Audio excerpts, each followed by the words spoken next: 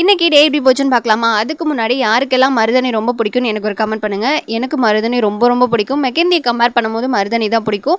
இன்னைக்கு எல்லா ஒர்க்கையும் முடிச்சுட்டு மருதாணி பறித்து அரைச்சி வைக்கலான்னு முடிவு பண்ணிட்டேன். பறிச்சுட்டு கையை பார்த்தா ரொம்ப கருப்பாயிட்டு. அது ஒன்றும் இல்லை, மருதாணி இலையில இருந்த டஸ்ட்டு தான். எங்கள் வீட்டில் டிசம்பர் பூ கொஞ்சம் இப்போ தான் பூத்துருக்கு. இது எப்போதுமே டிசம்பர் மந்தில் தான் அதிகமாக பூக்கும். பட் இந்த டைம் அப்போ தான் செடி லைட்டாக துளுத்து வந்தனால பிப்ரவரி மந்த்து நிறையா பூக்க ஆரம்பிச்சிட்டு, அதுக்கு பக்கத்துலேயே மல்லிகைப்பூ செடி வச்சிருந்தோம். அதுவுமே நிறைய புக்கு வச்சுருந்தேன். அது எல்லாத்தையும் பறிச்சுட்டு வீட்டுக்கு வந்துட்டேன். அதுக்கப்புறம் நான் ப்ராஜெக்ட்டுக்கு ரெடி பண்ணியிருந்த லீஃப்லாம் ட்ரை பண்ணி வச்சுருந்தேன். அந்த லீஃப்லாம் இன்றைக்கி ஃபுல்லாகவே நல்லா ட்ரை ஆகிடுச்சு. அதை மிக்ஸி ஜாரில் போட்டு நல்லா பவுடராக்கிக்கணும். அந்த பவுட்ரு எப்படி இருக்கணும்னா, கடையில் ஒரு மாவு பாக்கெட் வாங்கினா என்ன ரொம்ப சாஃப்டாக இருக்கும்ல, அந்த மாதிரி இருக்கணும். ஒரு 2-3 டைம் நல்லா சளிச்சிட்டு திரும்பவும் மிக்ஸி ஜாரில் போட்டு பவுட்ரு பண்ணி சளிச்சு அந்த மாதிரி எடுத்து வச்சாச்சு.